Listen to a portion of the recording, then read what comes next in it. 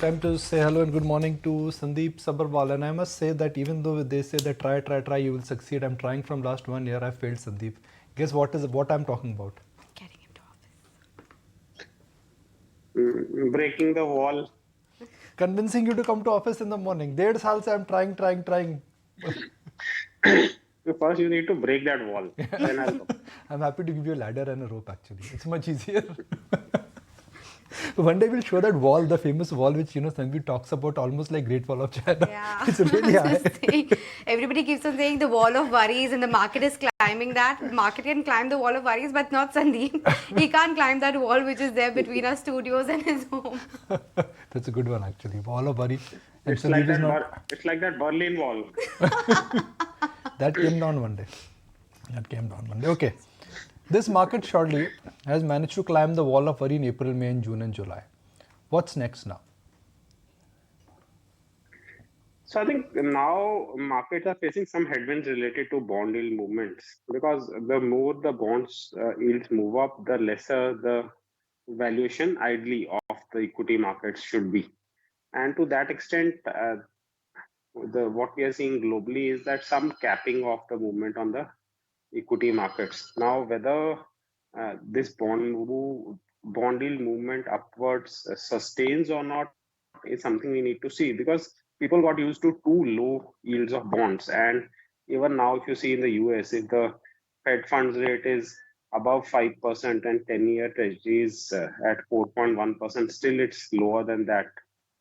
So I think some uptick out there. So those concerns could remain in the near term. But overall picture for equities next couple of years seems to be fine to me, especially in India where I think economic growth prospects continue to remain strong. Level will you be a buyer, and at what level you would say that this bull market is giving me another good entry point? And if you will buy, what will you buy? So I think in the near term, my personal view was that market should remain fine till September. Then October, November, we get some sort of a deeper correction. So if we get a deeper correction, which I would say, say markets moved up from 16,800 to 20,000, that's a 3,200 point move. So if the markets give up around 1,000 points of gains, then I think we could be looking to start buying at that stage in terms of fresh allocation. Sandeep, I wanted your take regarding Zomato because there was this famous meme doing rounds that you would rather buy tomato versus Zomato. Now, tomato has reached the price of what, 150? It's likely to go up to 300, and Zomato too has. There is that report that's saying that the wholesale traders are saying it will go up to 300 rupees per kg. So 150 becoming 300. So यहाँ तो वहीं पे invest कर लेते हैं. Buy 5 kgs of tomato every day, 300 rupees. I read an article where someone said that, a lady actually carried 10 kgs of tomato when she was going to Dubai. Yeah, so even coming I back have. from Dubai. Coming back from Dubai. That there are people who are carrying it internationally as well. But and tomato Sandeep and Seema Bhabhi has already stopped giving him ketchup in the morning. That Sandeep was telling me, right, Sandeep? So are you ordering in? Much of ketchup in any case. So nonetheless, this war of tomato versus Zomato, I don't know where the prices are headed, but what's your take on Zomato? So results are encouraging, and to that extent, we've also seen that reflected in the stock price up move, where the stock actually moved up from 50 odd levels to 85. Now, the management has given a very aggressive guidance on what they will be able to achieve over the next few quarters, which looks slightly optimistic in the context of the consumer sentiments that we see today. So if they are able to deliver that, then I'm sure the stock will move higher. But I would like to watch that because achieving that kind of growth which they are targeting is going to be very tough in the current environment. So Sandeep, now my point is that if Zomato is turned around, now the whole conversation would be with others turned around.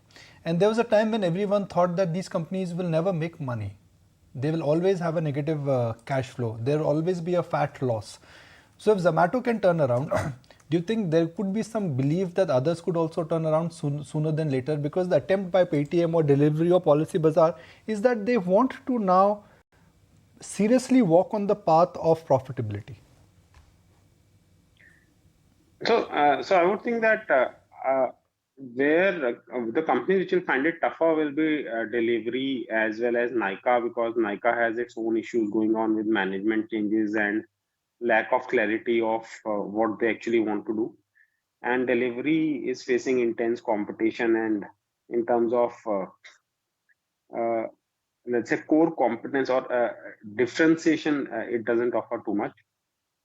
So Zomato and Nika actually were the two which would be viable for me at some stage. So Zomato, unfortunately, we never bought, because my earlier view was at 50 odd levels it should be a good buy. But when 50 came, I didn't feel like buying, so I never bought, and now it's run up. So I'm not buying at these levels. But if they achieve sustainable profit growth and constant quarter-on-quarter improvements, then the stock prices could trend higher and we will get more opportunities. Okay. I'm going to switch gears and talk about Mahindra and Mahindra stock, Sandip Sabharwal, which you track with a magnifying glass. Now, numbers I think happen 4 times in a year, but the fact that they've picked up 5% stake in RBL has happened once in a lifetime. Do you think that is the single most important factor from today's press conference? Why? Why? Why? Why have they bought into RBL, and what will they do? I think a lot of questions will be asked, but my guess is that it'll be like, I don't think they're going to give so much of clarity. I think they'll just keep some stiff upper lip on that. And I think it's a small part of the total uh, profits that they generate. And to that extent, markets have given disproportionate attention to that. They are doing well on the auto side, on the tractor side, they've been gaining market share and indicating that things will improve further. We saw Scott's results which showed significant improvement in margins. So if Mahindra is also able to replicate that, then I think the stock could still do well. I'm going to just scan through a lot of other stocks. And Nuresh, is there merit in now perhaps thinking that okay, the best of the auto gains in the short term that's behind us, because we did see a bit of a skim from the top. Is the uptrend in autos now nearing its end, Nuresh? So I think it's getting into a pause. Some of the names like Tata Motors went up from 400, 450 to 630 levels. Coming back to 580, 600, spending some time over there would be normal. So the view is auto has gone through one trend and now we are going into a consolidation, and that has happened multiple times. So if you look at Mahindra and Mahindra, it went from 700 to 1000, then 1000 to 1300 to 1500. Then it stayed at 1300 odd levels for months together and then made the next move. So I think we are getting into a similar pause for a lot of auto names. Does not make the longer term trend change, but there could be new leadership coming in. So some names like Ashok Leyland, which have a breakout after 1.5 year, crossing that 175 mark. That would be a new leader. Hero Motocorp could be the surprise pack, which has consolidated for multi years. So the case is the auto rally longer term is still positive. It's just that there should be a shift of names. Okay, so that's the take coming in. But Sandeep, what's your view regarding Eicher Motors? Of course, it's seen quite a bit of drubbing after that entire competition threat came.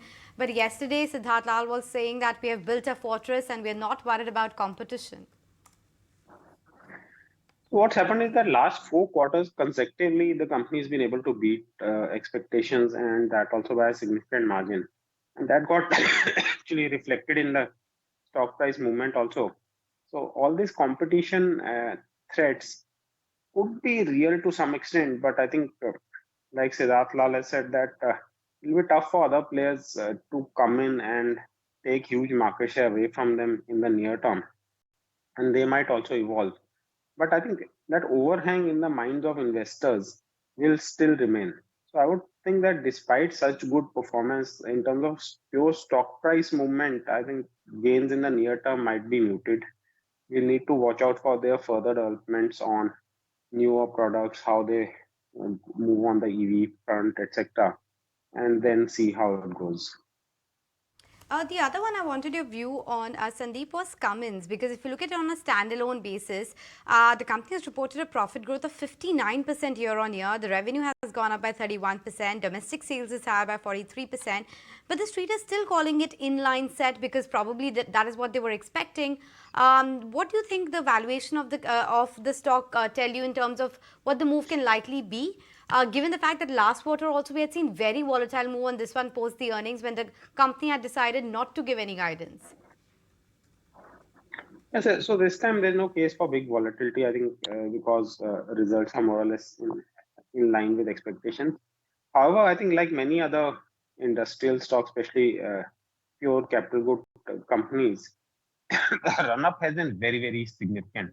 So after such a significant run up, the stocks, even to sustain, need good results. So my guess is many of these companies which have moved up sharply, which include ABB, Siemens, Cummins, etc., they need to now go through a phase of consolidation, and subsequently they could move up further. But in the near term, it's tough to justify significant up moves given the valuations of these stocks. 1881. I'm just scanning through the list of gainers and losers, and Pharma is now consistently coming right up there. Pharma is consistently right up there. Not that any pharma company has come out with blowout set of numbers. I don't remember Sun. What happened in Sun? I don't remember. Sun was a decent set coming in, slightly above expectations, and Lupin as well last evening was a good set. The Economic Times today is reporting that the Cipla promoters may be Yes. looking at exiting, and this is a story which the Economic Times today is reporting. Another media also reported pretty much the same thing, and that I think really would be very, very interesting, Sandeep. I mean, if the Hamid family decides to sell their entire ownership in Cipla, which is what the newspapers are reporting this morning. It's a company which it's a family-owned business which is shifting from one generation to another generation, and it's a company which has a lot of respect. But the fact that promoters are looking at exiting, that means that either they think the business has stopped out, or the P guys think that the best is yet to come for a franchise like Cipla. So I don't think it's an issue of the promoter thinking that things have peaked out. I think there are more issues which are internal to the family, etc. So if this deal happens, and this deal has been speculated for the last 10 years. Now, I don't know whether it's going to happen or not, but if it happens, it will be a huge deal, and it will be sort of, and Cipla is not exactly a cheap stock. So a private equity coming into Cipla at these prices with a majority stake would be a vote of confidence on the future prospects of the Indian pharma industry. Sandeep, if markets correct because of macro concerns, whether it is crude, whether it is yield, whether it is US interest rate environment, what happens to IT? Because IT is in a downtick and in a time when global markets have done rather well. If the economic downturn, if a macro sell-off happens in US, that means the US economy will slow down further. So then what happens to a sector like IT, which already is in a doldrum? Yeah, so I think there will be further downsides to earning expectations because the earning expectations of analysts are still too high for this sector. Macro concerns are growing, and what also happens is that many of these CEOs, they also watch the data. They see bond yields moving up so much. They feel that demand will like sort of cool down, etc. And then they don't want to spend on discretionary. They want to conserve cash. I think all that, a part of that has played out. A part of that is still to play out. So I think we need to monitor this sector as to when we want to buy into it. Right now, I don't think it's the time to buy into it. We could actually see that next quarter when these companies talk about their guidance, we could see further cuts. Okay, Sandeep, what's your take regarding Dixon Tech? That stock was higher by almost 8% yesterday. On a YTD basis, that stock is up 15%. And the brokerages this morning have written the note on the latest move coming in regarding the import ban. And Investec says that Dixon could emerge as a very significant beneficiary. You have Jeffries saying that the amendment could be viewed as a very strong step to push indigenization and could be very, very positive for the EMS space.